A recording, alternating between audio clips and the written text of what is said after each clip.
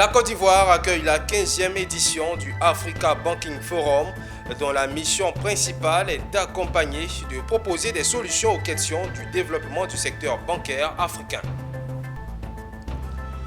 Avoir également un forum d'affaires qui s'est ouvert au siège de la Confédération Générale des Entreprises de Côte d'Ivoire, CGCI, un forum qui regroupe des hommes d'affaires japonais et ivoiriens.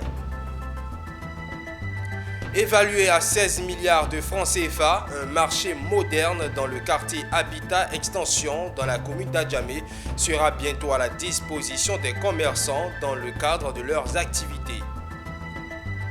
Et suite à l'actualité liée au déguerpissement dans le district autonome d'Abidjan, le ministre-gouverneur Ibrahima Cissé Bakongo a reçu tous les maires d'Abidjan.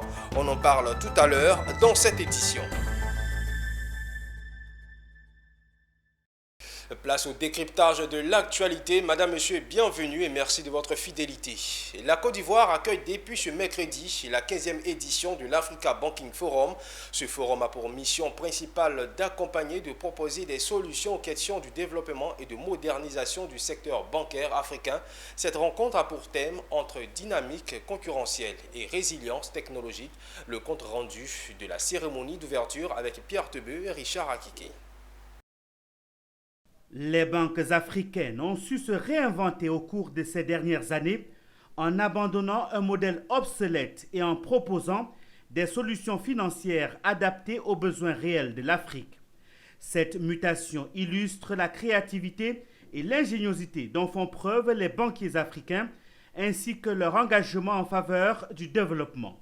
D'où le thème « Entre dynamique concurrentielle et résilience technologique » de cette 15e édition de Africa Banking Forum, ouvert ce 28 février 2024 à Abidjan. À la cérémonie d'ouverture, les organisateurs de cette importante rencontre réunis au sein de l'APBFC ont mentionné que ce rendez-vous offre une opportunité de rencontre et d'accompagnement des banques africaines. Que vous avez l'appétit de la créativité, la passion de porter haut nos couleurs africaines, être habité par l'indispensabilité de se convertir entièrement et totalement au numérique afin de croître et d'occuper les premières places de l'industrie bancaire. L'avenir du secteur bancaire africain ne pouvait pas être placé dans de meilleures mains que les vôtres. Adama Coulibaly, ministre des Finances et du Budget, a salué le taux d'inclusion financière de la Côte d'Ivoire en dépit des différentes conjonctures. Dans le cas de la Côte d'Ivoire spécifiquement, plusieurs études ont démontré la nécessité pour les institutions financières locales de mettre un point d'honneur à promouvoir des produits d'épargne, de crédit, d'assurance et de transfert adaptés aux réalités et aux besoins des populations les plus vulnérables.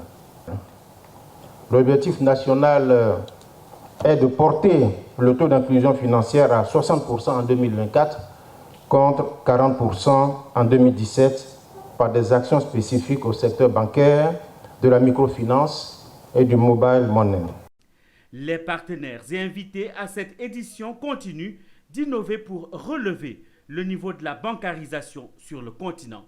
Nous allons aujourd'hui spécialement présenter nos solutions de conformité bancaire. Dans la sous-région UEMOA, on doit compter bien 140 banques.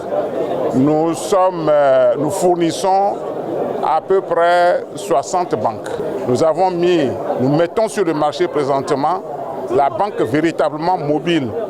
C'est-à-dire dans la poche de chacun de nous, on doit avoir un guichetier pour qu'on puisse ouvrir soi-même un compte bancaire, envoyer de l'argent à travers la banque à son correspondant. Plus de 400 participants sont attendus à cette édition. Africa Banking Forum propose pour cette 15e édition un programme riche et varié avec des sessions plénières, des tables rondes et des innovations talk animées par des experts. Un forum d'affaires s'est ouvert ce mardi au siège de la Confédération générale des entreprises de Côte d'Ivoire, CGCI. Il regroupe des hommes d'affaires japonais venus sous le couvert de Japan External Trade Organization et leurs homologues ivoiriens. Ces Japonais sont venus découvrir les opportunités d'affaires qu'offre la Côte d'Ivoire, des opportunités qui leur ont été présentées par le Centre de promotion des investissements en Côte d'Ivoire, CPICI. Le reportage est signé Philippe Zabo et Maru Seri. L'honneur est revenu à la directrice générale du CPICI de présenter l'attractivité de la Côte d'Ivoire à la délégation d'hommes d'affaires japonais, chose qu'elle a réussi au moyen d'un film institutionnel. L'on retiendra de sa présentation qu'avec un taux de croissance de 7%, le meilleur de la sous-région, et un environnement propice aux affaires, la destination Côte d'Ivoire est une opportunité à saisir. Il y a 3 points qui sont importants. La Côte d'Ivoire, c'est la deuxième économie, la deuxième puissance économique de l'Afrique de l'Ouest, de la CEDEAO. La Côte d'Ivoire a une résilience encore à 6,2%, pendant que les autres pays sont souvent à 1 ou négatif. La Côte d'Ivoire a pu contenir son inflation. La Côte d'Ivoire a des opportunités d'investissement. La Côte d'Ivoire a travaillé sur améliorer son environnement des affaires qui ont permis de définir comme la Côte d'Ivoire étant un des pays les plus attractifs en Afrique. Des propos confirmé par les dirigeants de la CGCI. L'environnement des affaires en Côte d'Ivoire s'améliore depuis 2012. Est-ce qu'il est favorable? Oui, il est favorable. La Côte d'Ivoire est un hub régional, c'est le pays le plus ouvert de la sous-région. En investissant en Côte d'Ivoire, on a accès au Nigeria, au Ghana. On sait que le Doing Business, quand il était là, montrait que la Côte d'Ivoire progressait chaque année dans l'amélioration de son environnement des affaires.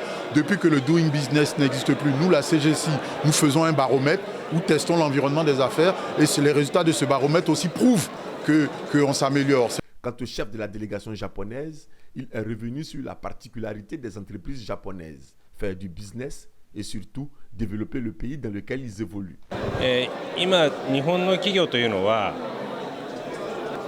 La démarche spécifique des entreprises japonaises, elle est caractéristique en cela que lorsqu'une entreprise japonaise s'implante, elle ne fait pas seulement que fabriquer et vendre des produits, elle a aussi un impact, une contribution sur l'ensemble de la société, de la communauté autour de laquelle elle est implantée. Un secteur intéresse fortement les entreprises japonaises. On pourrait citer par exemple le secteur de l'énergie, des nouvelles énergies, ou alors des secteurs dans lesquels les entreprises japonaises ont traditionnellement des atouts, tout ce qui tourne autour des produits chimiques. Ce sont 33 hommes d'affaires représentant 26 entreprises, dont Toshiba ou Mitsubishi, qui sont présents à Abidjan.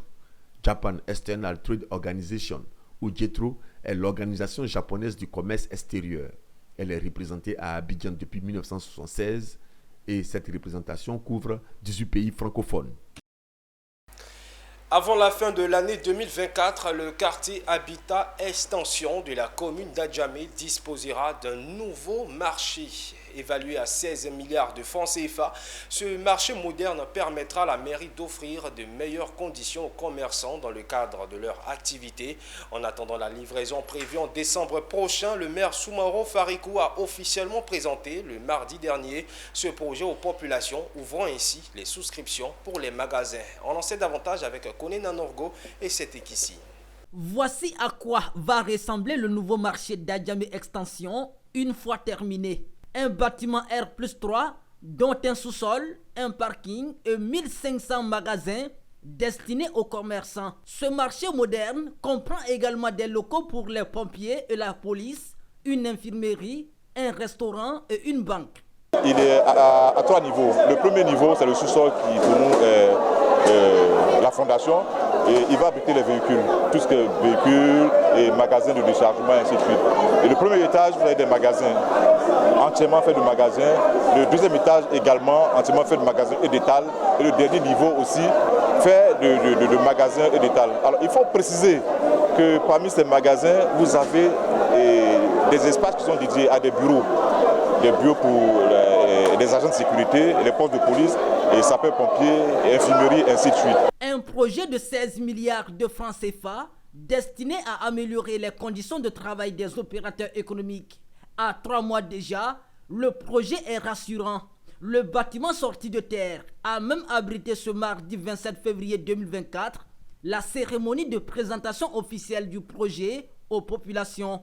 Une cérémonie qui marque également l'ouverture des souscriptions pour l'obtention des magasins avec des consignes claires données par le maire. Que les commerçants ne passent pas par les intermédiaires. C'est pour ça que nous avons désigné la personne qui est habilitée à recevoir les inscriptions. Et un commerçant ne peut pas réserver plus de 2 places. Maximum 2 places, pas au-delà. Parce que nous avons constaté par le passé que des personnes qui ont les grands moyens viennent prendre au moins une centaine de magasins et après ils les vendent à un prix élevé. La livraison de ce joyau architectural est prévue pour fin décembre 2024. On s'intéresse à présent à ce fait de société qui fait couler beaucoup d'encre. Les opérations de déguerpissement battent leur plein à Abidjan à l'initiative du district autonome d'Abidjan. Des sous-quartiers dans des communes sont en partie presque rasés. Face à cette situation de protestation des populations, Yo Clotioloma, premier vice-gouverneur du district autonome d'Abidjan, a fait un point de presse. On en sait davantage avec Djekou de Silva et Doumbia Ayuba. Depuis 4 jours, les expulsions se multiplient dans les quartiers populaires d'Abidjan. Ce sont des milliers d'habitations détruites sans relogement des habitants. Une politique d'assainissement brutale avec le déguerpissement de 1800 élèves de Yopougonjesco sans école. Le sous-quartier Boribana avec ses mosquées sont complètement rasés avec des bulldozers. Nous déplorons des drames, des pertes surtout en vie humaine, et des dégâts matériels importants. Et le gouvernement, sensible à cette situation et préoccupé par cet état de choses, a actionné le plan Orsec. Le plan Orsec, qui est un plan de prévention et de mise en œuvre des moyens de secours aux populations si quelques sinistres advenaient. Sur les 176 zones à risque identifiées, 77 sont considérées comme critiques et doivent être traitées au plus vite. Vous savez que, surtout la partie de Boribana qui se trouvait dans l'emprise du 4e pont, ils ont été recasés dans une cité qui a été construite à Songo Aïwaï. La cité est là. Mais à quoi est-ce qu'on a assisté? C'est que ils quittent Boribana, ces gens-là. Ils vont prendre les clés à la cité. Ils mettent la maison en location et ils viennent habiter à Boribana. Mon mot de fin, c'est d'appeler nos concitoyens à la sérénité. En dépit des protestations, ces expulsions et destructions vont se multiplier. Elles s'inscrivent dans une volonté politique de modernisation d'Abidjan. Et pourtant, certaines autorités municipales et même le Conseil national des droits de l'homme CNDH a demandé l'arrêt immédiat des opérations de déguerpissement en cours. Suite à l'actualité liée au déguerpissement dans le district autonome d'Abidjan, le ministre-gouverneur Ibrahima Cissé Bakongo a reçu ce mercredi au district Haut Plateau tous les maires d'Abidjan. L'objectif de cette rencontre était d'échanger sur cette actualité et discuter de la suite à donner au déguerpissement dans la ville d'Abidjan, prévu pour le 9 mars prochain. À l'issue de cette rencontre, il a été proposé une rencontre le 12 mars prochain afin de trouver plus de solutions pérennes à cette question. Suivez. La maire et le ministre-gouverneur ont eu une convergence de vues, à savoir que les maires ont également la même mission à un niveau, au niveau communal. C'est-à-dire au niveau le plus près de la population. Les sites à risque ne sont pas des sites à déguerpir, ne sont pas des sites à démolir. Il s'agit des sites sur lesquels se trouve un risque d'inondation, un risque d'effondrement d'immeubles, un risque de déboulement de terrain, bien un risque qui pourrait conduit à mort d'homme. Monsieur le ministre-gouverneur, entouré des vice-gouverneurs du district, a donné les précisions nécessaires. Et il a été convenu, et c'est la proposition que nous avions faite à monsieur le président de l'UVIC aussi, proposition à transmettre à monsieur le ministre-gouverneur, la création d'un cadre permanent de concertation. Proposition qui a été acceptée par monsieur le ministre-gouverneur et comme il a dit, la prochaine réunion se tiendra le mardi 12 à la mairie de Treichville.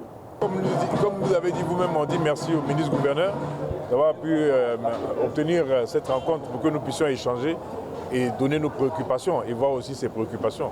Il a une feuille de route, nous aussi nous avons une feuille de route par nos administrés. Je pense que nous nous sommes entendus et vous allez voir que tout va marcher dans le bon sens, dans l'intérêt de nos administrés, de nos populations. Et suite à la destruction du groupe scolaire Cha-Hélène à Yopougon-Jesco, la Fédération estudiantine de Côte d'Ivoire, FESI, a lancé un mouvement d'humeur le mardi dernier. L'objectif de ces prestations étant de trouver des solutions aux environ 1800 élèves concernés a été suivi dans plusieurs établissements scolaires à Abidjan. Quel est le point de la situation et quelles sont les décisions qui ont été arrêtées? Ami Korobara a tendu son micro au secrétaire général de la FESI, Camboussier. D'abord, il faut dire que depuis le 19 février, nous avons été informés de la démolition de l'école Cha-Hélène au niveau de la commune de Yopougon, précisément à Jesco. Et puis des démarches ont été entreprises dans le but de permettre à l'ensemble des élèves de cette école-là de pouvoir poursuivre allègrement les études. Voilà. C'est dans ce même élan que nous avons eu à appeler l'ensemble des élèves étudiants du district d'Abidjan à un élan de solidarité. Voilà. Pour ce fait, je voudrais dire qu'on n'a pas délogé. On a demandé aux élèves et étudiants d'être solidaires. Et puis ce que vous avez constaté hier, c'est un élan de solidarité. Hier, il y a eu une rencontre à la préfecture de police et au ministère de l'Enseignement supérieur avec le ministre de l'Enseignement supérieur lui-même. Actuellement, il faut dire que nos propositions que nous avons eu à faire ont été acceptées.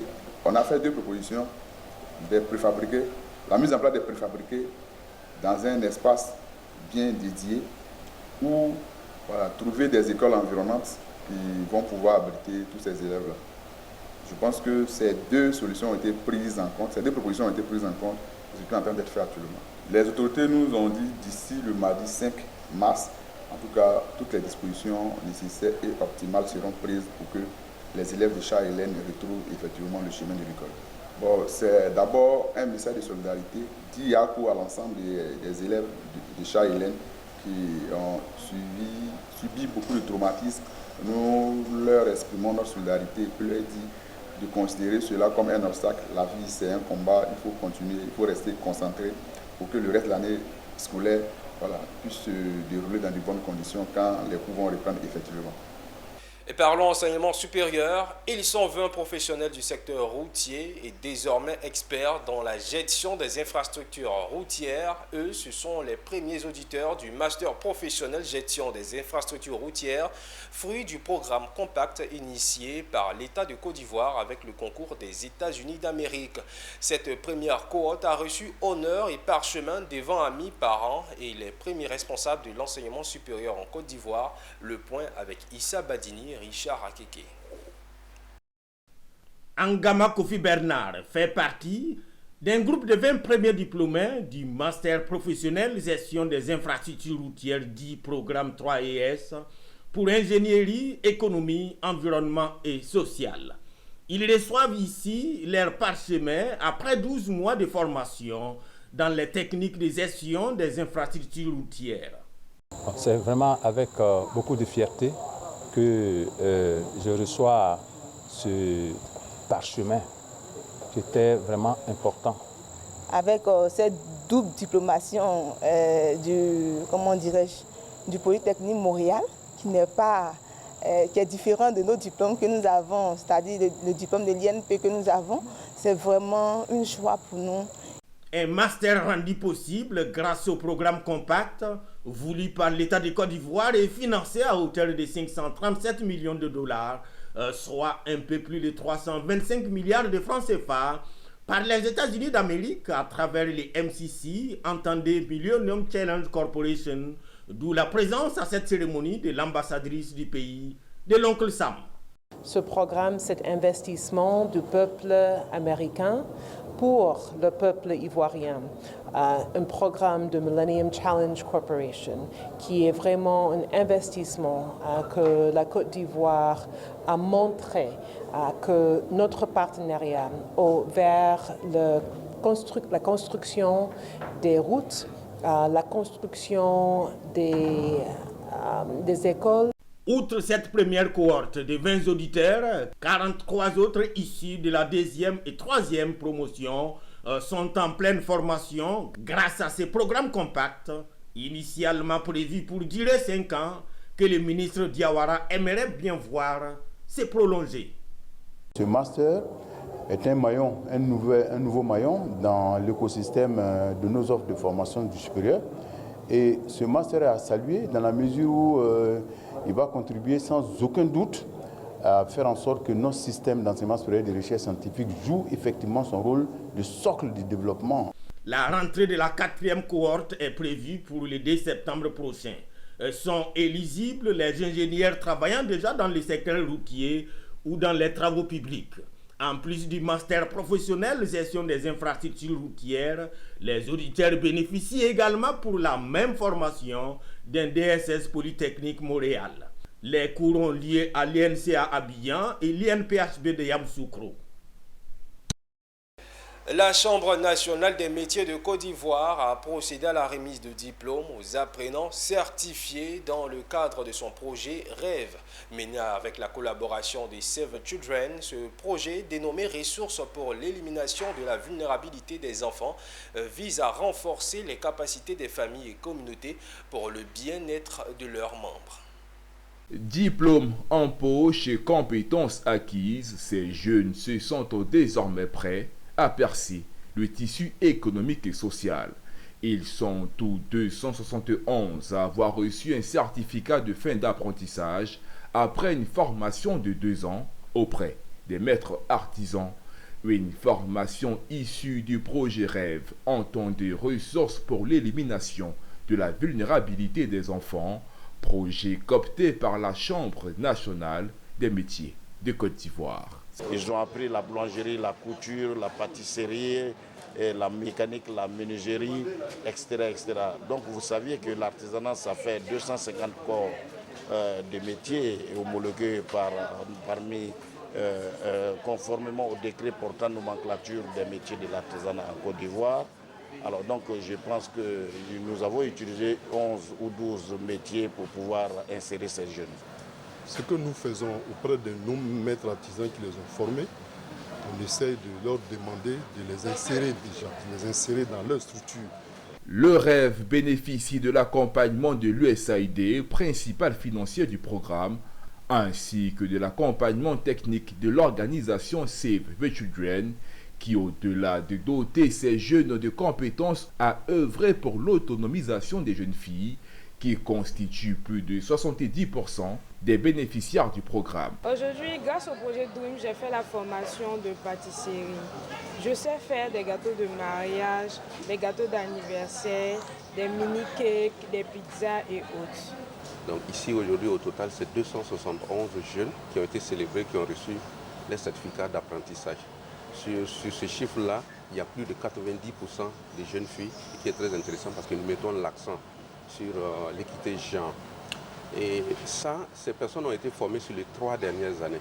Mais au total, depuis 2015 à aujourd'hui, sur les 9 ans, c'est plus de 4000 jeunes qui ont été formés. Il faut noter une première édition où environ 1000 bénéficiaires ont été certifiés en 2019. Cette deuxième formation a concerné plus de 700 jeunes des COP 19, 20 et 21 qui ont été formés par 536 maîtres artisans de la Chambre nationale des métiers de Côte d'Ivoire. Une famille et nous sommes là pour notre avenir. Attention, aux grossesses précoces, attention. On est autonome, nous formons une famille et nous sommes là pour notre avenir. Ce reportage était signé Walter Kofi. Ils sont des militaires à la retraite, 102 au total. Cependant, ils sont aptes à offrir leurs services ailleurs. Dans le but de les aider dans leur reconversion, le Bureau d'accompagnement et de reconversion des militaires leur offre une formation axée sur la connaissance de soi, la connaissance du marché, la rédaction du CV et bien d'autres. Issa Badini et Tima Traoré ont assisté à la cérémonie d'ouverture de cet atelier qui dure le temps d'une journée. C'était le mardi dans la commune de Cocody.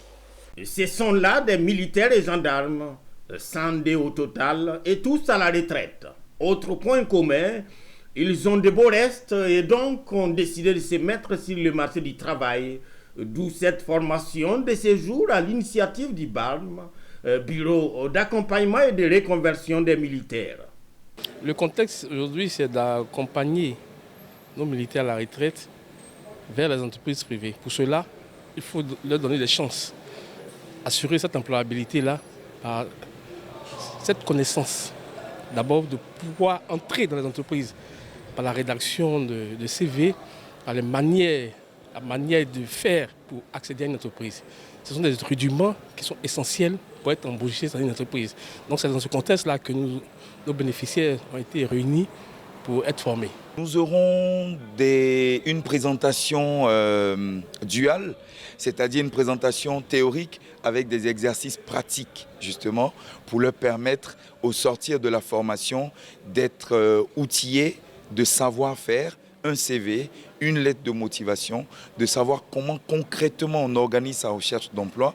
Une formation aux techniques d'approche dans la quête d'un emploi, ça ne peut qu'être qu'un atout supplémentaire, surtout à d'anciens militaires qui ont plus qu'à revendre. Quand on finit un peu plus tôt, à 55 ans déjà, nous sommes à la retraite. Or, nous sommes militaires. Qui dit militaire, il faut forcément être opérationnel. Donc, à 55 ans, on est toujours opérationnel. Et le BARM a dit que des gens qui vont à la retraite avec cette forme-là, on peut les utiliser autrement. Voici pourquoi nous on a trouvé opportun de participer à cet atelier-là. Avec cette formation-là, on peut toujours se projeter ailleurs. Il faut avoir plusieurs cordes à son acte. Donc ça ne fera que compléter mon CV. En attendant, c'est des formations qu'il s'agit et auditeurs et formateurs s'attellent à parcourir les 5 modules prévus pour la circonstance en l'espace d'une journée. Le bilan professionnel, le marché de l'emploi, la rédaction des CV et des lettres de motivation, l'entretien d'embauche et le savoir-être. Voilà donc le tableau de bord de cette formation. Le BARM, faut-il le rappeler, est une structure mise en place par le ministère de la Défense. Il a à son actif plus de 2000 militaires accompagnés dans leur processus de reconversion. Le Conseil national des exportations et la GIZ ont ce mardi donné le coup d'envoi du projet Fit for Fair à Azalaï. Cette initiative vise à promouvoir l'équité et la durabilité dans les chaînes d'approvisionnement. Ce projet s'étend sur 15 mois, cible l'alignement des acteurs des chaînes d'approvisionnement ivoiriennes avec les normes européennes sur la déforestation. Diane Cablanca. Le Conseil national des exportations, CNE, et l'Agence de coopération internationale allemande pour le développement GIZ ont conjointement lancé à Azalaï Hôtel Abidjan le projet Fit for Fair. Ce projet vise à garantir que les produits importés respectent les normes environnementales et les droits de l'homme, conformément à la législation européenne sur la déforestation. Le Conseil national d'exportation est l'hôte du projet Fit for Fair de la coopération allemande. Ce projet vise à informer et à divulguer auprès des opérateurs économiques et surtout des exportateurs les nouvelles lois et les nouvelles règles de l'Union européenne en matière d'environnement, en matière de protection de l'environnement. Et c'est pour ça que nous allons organiser cet atelier de lancement pour pouvoir mettre en œuvre l'ensemble du processus. Durant une période de 15 mois, le projet s'emploiera à créer un environnement favorable pour les acteurs des chaînes d'approvisionnement en Côte d'Ivoire, se conforme à la loi sur la déforestation ainsi qu'à la législation allemande et européenne sur le devoir de diligence des entreprises dans les chaînes d'approvisionnement. Le projet Fit for Fair un projet financé par la coopération allemande au développement et mis en œuvre par le CNE, le Conseil national des exportations, avec l'appui de la GIZ. Ce projet vise à préparer les acteurs des chaînes d'approvisionnement, notamment ici en Côte d'Ivoire, pour les nouvelles réglementations de l'Union européenne. Notamment le cacao, l'anacarde, les VA, le palmier à huile. Et donc, il est important pour nous de nous assurer que nos produits respectent les normes et les exigences établies par les pays européens. Le projet comprend 4 grands piliers fondamentaux, notamment la sensibilisation des parties prenantes, l'évaluation du cadre national, le recensement des besoins d'aliments et l'élaboration de recommandations pour les décideurs nationaux.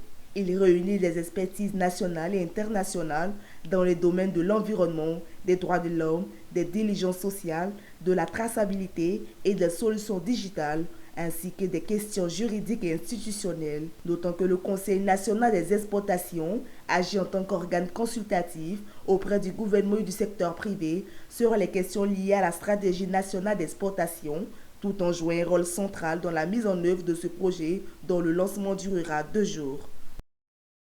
En image à présent, les revenus attendus de l'exploitation de la mine d'uranium d'Iris en Mauritanie ont atteint 2,25 milliards de dollars en hausse de 44% par rapport à l'étude de faisabilité optimisée de mars 2023. Le prix au comptant de l'uranium a dépassé $100 la livre en janvier 2024, une première depuis 2007. Notons que le secteur minier mauritanien est dominé par l'exploitation du minéral, du fer et de l'or qui ont représenté ensemble plus de 70% des exportations totales de la Mauritanie en 2022.